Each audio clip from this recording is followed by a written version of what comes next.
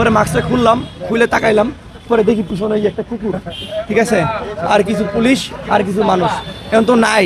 এখন আমার হতাশ করছে যে বিষয়টা ভুল। এখানে সাধারণ মানুষ এসেছে যে এখানে যেন কোনো ধরনের অগ্নিকাণ্ড বা ফ্যাসিস্টের দোষরের জন্য কোনো সাধারণ মানুষের ক্ষতি না করতে পারে। এই যে আমার পাশে দেখতেছেন আমার এক সহযোদ্ধা ভাই, যে আমাদের এসডিএফের কেন্দ্রীয় সংগঠক আছে, এরকম অসংখ্য ভাইয়েরা এখানে আছে।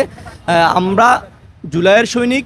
আমরা চাই যে ফ্যাসিস্ট খনি হাসিনার দোসর এই কুত্তা লীগের যেই একটা বট বাহিনী, যেগুলো গতকালকে সামাজিক যোগাযোগ মাধ্যমে ফোনে বলতেছিল, পোস্ট দিয়েছিল, আজকে ধানমন্ডিতে তাদের ফুলের মালা, গাড়ি এবং হাজার হাজার নেতাকর্মী থাকবে। পরে আমি ভাবলাম যে হাজার হাজার নেতাকর্মী থাকবে, তো একটা মাস্ক টাস্ক পরে যায় দেখি কেমন নেতাকর্মী আছে। তো পরে ভাবলাম যে মাস্ক পরা দরকার নাই, মাস্কটা খুলে দেয় দেখি। পরে মাস্কটা খুললাম, খুলে তাকাইলাম, পরে দেখি পিছনে এই একটা কুকুর, ঠিক আছে, আর কিছু পুলিশ আর কিছু মানুষ এখন তো নাই। এখন আমার হতাশ করছে, আমি আপসেট, আমি আবেগ আপ্লুত।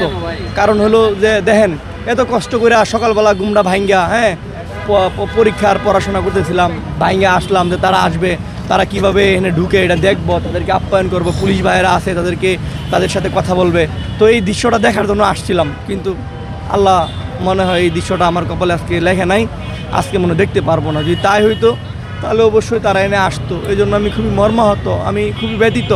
আমি আহ্বান জানাবো, তারা যেহেতু গতকালকে বাঘের মতো হুঙ্কার দিয়েছে, ফুল দিবে, এখানে আসবে, তারা যেন এখানে আসে এবং তাদের সাথে ইনশাল্লাহ আমরা দেখা করব, কথা বলবো। এই ছিল বর্তমান পরিস্থিতি। দেখেন এই যে কুকুরটা তাও তাকায় আছে ডেক ডেক করে, কুকুরটাও তাদের অপেক্ষায় আছে। চিন্তা করেন, তা কুকুরও তাদের অপেক্ষায় থাকে, মানুষ তো করে না, কুকুর করে তাদের অপেক্ষা। ধন্যবাদ সবাইকে।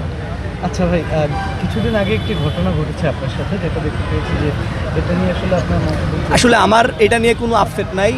নিষিদ্ধ আওয়ামী লীগের গুন্ডা বাহিনীরা যে গুন্ডা কিলার মানুষকে মারতে চায়, এটা জুলাই গণ অভ্যুত্থানে দেখছেন, এটা নতুন কিছু নয়। এরা আমরা জুলাইয়ের পক্ষে শক্তি যারা, তাদেরকে আমাদের মারতে চায়। মানে আমাকে কন্ট্যাক্ট করা হয়েছিল আমাকে মেরে ফেলবে, কারণ একটাই, আমি ওই ফ্যাসিবাদী বিরুদ্ধে লড়াই সংগ্রাম করছি, একই সাথে ভারতীয় আধিপত্য বিরোধী লড়াই সংগ্রামে অংশগ্রহণ করছি, একই সাথে যারা জুলাইয়ের পক্ষে শক্তিকে কটাক্ষ করে, শহীদদেরকে কটাক্ষ করে, তাদেরকে প্রতিহত করার চেষ্টা করছি।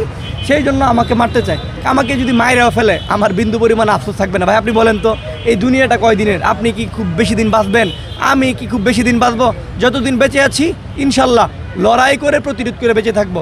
বাট তারা যদি মারতে আসে, বলবো কাপুরুষের মতো পিছন থেকে না, পারলে বীর পুরুষের মতো সামনে থেকে মারবে।